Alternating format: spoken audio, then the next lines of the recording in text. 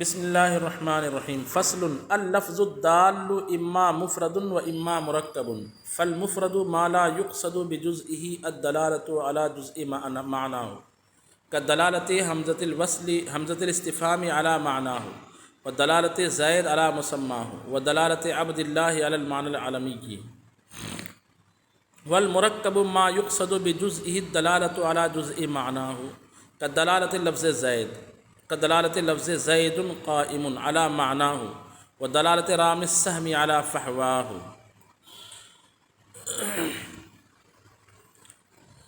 ثم المفرد على أنحاء ثلاثة لأنه إن كان معناه مستقلا بالمفهومية أي لم يكن في فهمه محتاجا إلى ضم ضميمة فهو اسم إن لم يقترن ذلك المعنى بزمان من الأزمنة الثلاثة وكلمة إن اقترن به وإن لم يكن معناه مستقلا فهو أداة في عرف الميزانيين وحرف في اصطلاح النحويين. هذا اس فصل میں مفرد مرکب اور مفرد کی تین قسمیں اسم فعل و حرف یا اسم فعل ادات. اسم فعل ادات جس کو حرف کہتے ہیں نحوی لوگ، اس کو منطقی لوگ ادات کہتے ہیں. تو یہ دو باتیں پڑھیں گے، مفرد مرکب کی تعریف اور مفرد کی تین قسمیں اسم فعل اور ادات. مفرد کس کو کہتے ہیں؟ مفرد کی تعریف یہ بیان کی گئی ہے کہ مفرد وہ لفظ ہے جس کے جز کی دلالت معنی کے جز پر مقصود نہ ہو. بولیے اچھے سے مفرد کی تعریف. مفرد کا ابھی تک معنی کیا بول رہے تھے؟ جو اکیلا اپنا معنی بتائیں، اکیلے معنی پر جو دلالت کرے. تو آج سے مفرد کی تعریف ایسے نہیں کرنی ہے. مفرد کی تعریف کیسے کرنی ہے؟ اردو میں لکھ لیجئے: جس کے جز کی دلالت اس کے معنی کے جز پر مقصود نہ ہو. جس کے جز کی دلالت اس کے معنی کے جز پر مقصود نہ ہو. اچھے سے یاد کر لیجئے، میں انشاءاللہ کل سنوں گا، ٹھیک ہے؟ یعنی اس کا کیا مطلب؟ جس لفظ کے جز کی دلالت اس کے معنی کے جز پر مقصود نہ ہو، اس کا کیا مطلب؟ اس کا مائک بند کر لیجئے. اس کا مطلب جو ہے، اس کی کئی صورتیں بنیں گی، 3-4 صورتیں بنیں گی. جس لفظ کے جز کی دلالت اس کے معنی مراد کے جز پر مقصود نہ ہو، اس کے معنی کے جز پر مقصود نہ ہو، اس کی چند صورتیں بنیں گی. پہلی صورت یہ ہے کہ کچھ الفاظ ایسے ہوتے ہیں جس میں لفظ کا ہی جز نہیں ہوتا. تو لفظ کا جب جز نہیں ہے تو معنی کے جز پر کیسے دلالت کرے گا؟ لفظ ہی جو ہے بسیط ہوتا ہے. جیسے حمزہ استفہام تو ایسا نہیں کہ جیسے قلم بولتے ہیں تو اس میں 3 جز ہے، قاف لام میم، لیکن میں 3 جز نہیں ہے. بازر بی ایک ہی جز ہے، تازر تی ایک ہی، تا زبر تا ایک ہی جز ہے، لام زبر لا ایک ہی جز ہے. ٹھیک ہے؟ تو حمزہ استفہام یا حمزہ وصلی میں یا حرف ندا کے طور پر جو حمزہ آتا ہے، جیسے عبد اللہ، یہ سارے الفاظ ایسے ہیں کہ جس کا جز ہی نہیں، جس کے اجزاء ہی نہیں ہے، وہ بسیط ہے. کیا ہے وہ؟ بسیط ہے. ہاں. تو مفرد کی ایک صورت یہ ہوگی، کسی کلمہ کے مفرد ہونے کا مطلب ایک یہ ہوگا کہ اس کا کوئی جز ہی نہ ہو، جیسے اس طرح کے اکیلے حروف والے الفاظ. دوسری صورت یہ ہوگی کہ اس کے جز تو ہوں گے لیکن اس کا ایک ایک جز الگ الگ معنی پر دلالت نہیں کرے گا. جیسے زید، اس میں 3 جز ہے، زا یا دال، 3 جز ہے نا؟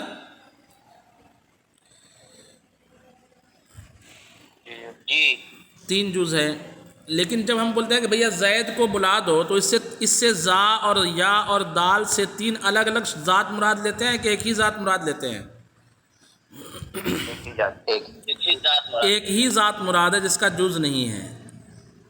تو یہاں لفظ کا جز ہے لیکن معنی کا جز بولو نہیں ہے. معنی کا جز نہیں ہے نا؟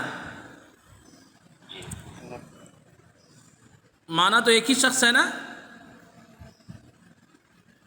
تو لفظ کا جز ہے لیکن لفظ کا جز معنی پر دلالت نہیں کر رہا. ایسا نہیں کہ زا جو ہے زید کے ہاتھ پر دلالت کر رہا ہے اور یا جو ہے زید کی ٹانگ پر دلالت کر رہی ہے، اور دال جو ہے نا وہ زید کے گھر پر دلالت کرتا ہے. 3 الگ الگ معنی پر دلالت کر رہا ہے. ایسا ہے کیا کہ پورے زید کا ایک ہی معنی ہے؟ پورے ذات کا ایک ہی معنی. ہاں تو یہاں لفظ کا تو جز ہے لیکن معنی کا جز نہیں ہے. تو یہ بھی مفرد رہے گا، یہ بھی کیا رہے گا؟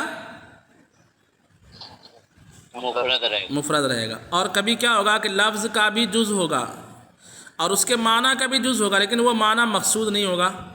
جیسے آپ میں سے کسی کا نام ہے عبد الرحمن، تو عبد ایک جز ہے، الرحمن ایک جز ہے. عبد کا معنی کیا ہوتا ہے؟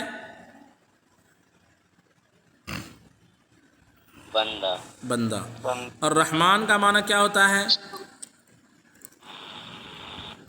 رحمان رحم فرمانے والا ہے نا، اللہ کا صفاتی نام ہے یہ. تو دیکھیے یہاں پہ لفظ کے جز ہے کہ نہیں؟ عبداللہ جو یا عبد الرحمن جو لفظ ہے اس کا جز ہے نا، دو جز جی ہے. اور دونوں جز کا اپنا اپنا معنی بھی ہے کہ نہیں؟ جی ہے. لفظ بھی ہے، لفظ کا جز بھی ہے اور ہر جز کسی نہ کسی معنی پر دلالت بھی کر رہا ہے. لیکن اگر یہ نام رکھ دیا جائے کسی کا تو کیا وہاں اللہ کا بندہ مراد لیں گے، عبد الرحمن سے مراد رحمان کا بندہ کوئی بھی بندہ مراد لیں گے، یا وہ ایک شخص جس کا نام ہے عبد الرحمن وہ مراد لیں گے؟ ان کا نام ہے. ہاں مطلب یہ ہے کہ ہم یہ دو الگ الگ معنی مراد نہیں لیں گے کہ رحمان کا بندہ، یہ مراد نہیں ہے، بلکہ مراد ہے وہ شخص جس کا نام عبد الرحمن ہے، وہ ایک ہی ہے. تو دیکھیے یہاں لفظ ہے، لفظ کا جز ہے، ہر جز اپنے معنی پر دلالت بھی کر رہا ہے لیکن وہ معنی مقصود نہیں ہے. وہ معنی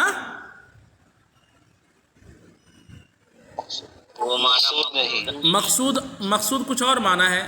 یعنی عبد الرحمن بول کر کے اللہ کا بندہ مراد نہیں لیتے ہیں، یہ مرادی معنی اس کا مقصود یہ مراد نہیں ہے، بلکہ عبد الرحمن بول کر کے اس کا نام مراد لیتے ہیں، وہ ذات مراد لیتے ہیں جو مشخص ہے، معین ہے، مخصوص ہے، متعین ہے. اس لیے مفرد ہونے کی چند صورتیں ہو گئی. ایک مفرد وہ ہوگا کہ جس کا جز ہی نہ ہو، ایک مفرد ہوگا جس کا جز ہوگا لیکن کوئی جز معنی پر دلالت نہیں کرے گا، الگ الگ معنی پر. جیسے زید میں جز ہے زا یا دال لیکن کوئی جز معنی پر دلالت نہیں کر رہا. ایک یہ ہے کہ جز ہوں گے اور ہر جز معنی پر بھی دلالت کریں گے لیکن وہ معنی مقصود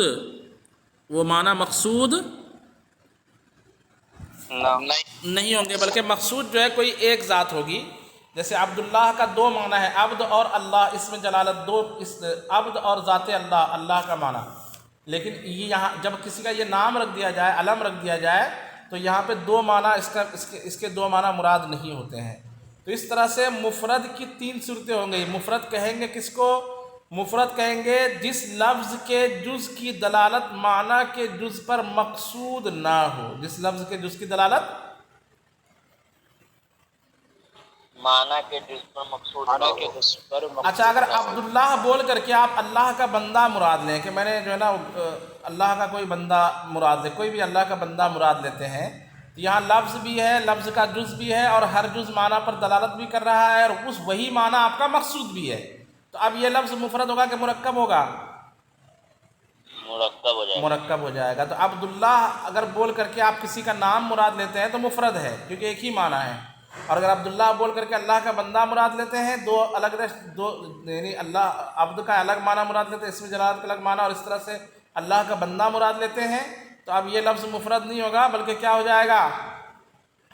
مرکب ہو جائے گا. دیکھیے یہاں پہ اسی بات کو اچھے سے توجہ سے ترجمہ دیکھیے. کہتے ہیں فصل اللفظ الدال اما مفرد و اما مرکب. دلالت کرنے والا لفظ یا تو مفرد ہوگا یا مرکب. فالمفرد ما لا يقصد بجزئه الدلالت على جزء معناه. مفرد وہ ہے کہ جس لفظ کے جز کی دلالت اس لفظ کے معنی کے جز پر مقصود نہ ہو. بجزئه میں ہاں ضمیر کا مرجع لفظ ہے. مفرد وہ لفظ ہے جس کے جز کی دلالت اس کے معنی کے جز پر مقصود نہ ہو. کا دلالت حمزۃ الاستفہام، جیسے حمزہ استفہام کی دلالت علی معنی ہو، اس کے معنی پر. و دلالت زید علی مسمہ ہو، اور زید کی دلالت اس کے مسمہ پر. و دلالت عبداللہ علی المعنی العلمی، اور عبداللہ کی دلالت اس کے معنی علمی پر. تین مثالیں کیوں دی گئی؟ پہلی مثال اس بات کی ہے کہ کلمہ وہاں پہ لفظ ہے لیکن اس کا کوئی جز ہی نہیں ہے.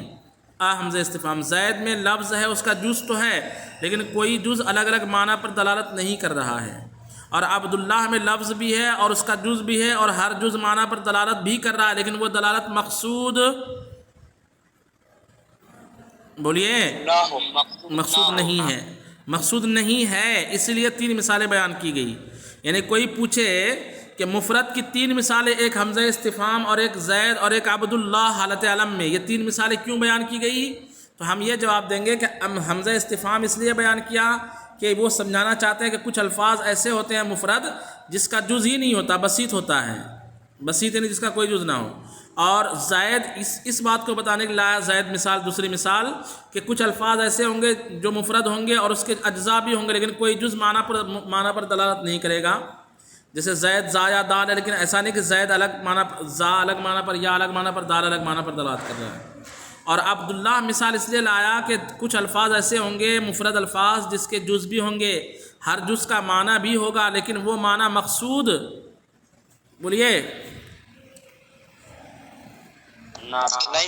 نہیں ہوگا، اس لیے 3 مثالیں بیان کی۔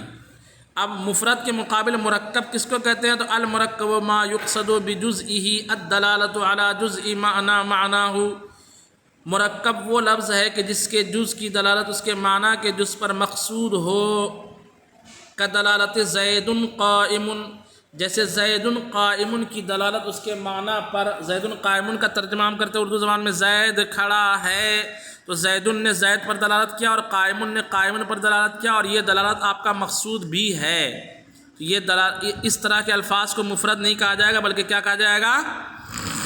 مرکب کہا جائے گا۔ ایک مثال، دوسری مثال وَدَلَالَةِ رَامِ السَّهْمِ عَلَى فَحْوَاهُ، اور رام السہم کی دلالت اس کے معنی پر، فحوا یعنی اس کے مقصود پر، اس کے معنی پر، یعنی تیر کو پھینکنے والا، اس کی دلالت تیر پھینکنے والے پر، یہاں پہ رامی کا معنی پھینکنے والا، السہم کا معنی تیر، دونوں معنی رام السہم 2 جز ہے اور دونوں جز اپنے معنی پر دلالت کر رہا ہے اور وہی آپ کا مقصود بھی ہے۔ 2 مثال دینے کی وجہ کیا ہے؟ ایک مثال مرکب تام کی ہے اور ایک مثال کس کی ہے؟ ناقص۔ اور دوسری مثال کس کی ہے؟ مرکب تام کے مقابل کون سا مرکب ہوتا ہے؟ ناقص ہوتا ہے جی، تو زید قائم یہ کس مرکب کی مثال ہے؟ زید کھڑا ہے، تام ہے کہ ناقص؟ مرکب ناقص ہے کہ تام ہے؟ یہ تام ہے۔ اور رام السہم تیر کا پھینکنے والا، یہ کیا ہے؟ تام ہے کہ ناقص؟ یہ ناقص ہے۔ ناقص ہے۔ بیچ میں کوئی دھیرے سے تام بھی بول رہا ہے بیچارہ، ان کو ابھی تک ناقص اور تام کی پہچان نہیں ہے۔ بات جس میں پوری ہو جائے وہ مرکب تام ہے اور بات جس میں ادھوری رہ جائے وہ مرکب ناقص ہے۔ زید کی ٹوپی کا رنگ، زید کی ٹوپی کا رنگ تام ہے کہ ناقص؟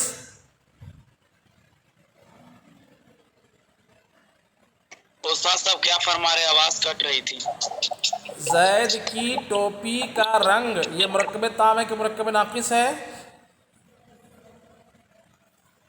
کی ٹوپی کا رنگ یہ مرکب ناقص ہے۔ ناقص ہے۔ اور زید کی ٹوپی کا رنگ خوبصورت ہے، یہ مرکب تام ہے۔ جی تام ہے یہ۔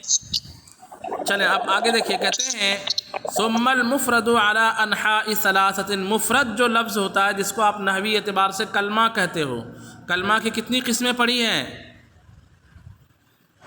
3۔ کون کون سی؟ 3 قسمیں۔ ہاں تو میں اس کا ترجمہ کرا دیتا ہوں، وہی اسم اور فعل اور حرف ہے، بس فرق یہ ہے کہ حرف کو انہوں نے نام دیا ہے ادات، تو منطقی لوگ جس کو ادات کہتے ہیں، نحوی لوگ اس کو حرف کہتے ہیں۔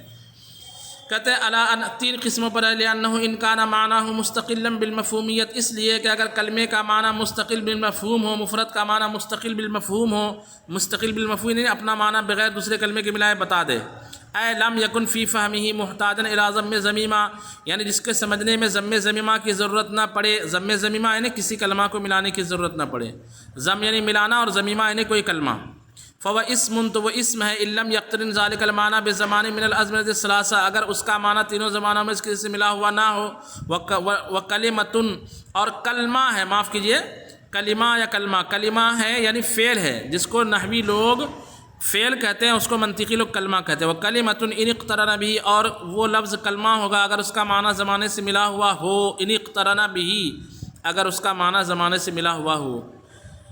وَإِن لَّمْ يَكُن مَّعْنَاهُ مُسْتَقِلًّا اور اگر کسی مفرد لفظ کا معنی مستقل ہی نہ ہو، یعنی اپنا معنی بغیر دوسرے کلمے کے ملائے بتا ہی نہ سکے، فَهُوَ أَدَاةٌ فِي عُرْفِ الْمِيزَانِيِّينَ تو منطقیوں کے عرف میں وہ ادات ہے، وَحَرْفٌ فِي اصطلاح النحویین اور نحویوں کی اصطلاح میں کیا ہے؟ حرف ہے۔ چلیں اس کو یاد کیجئے، کچھ پوچھنا ہے تو پوچھ لیجیے۔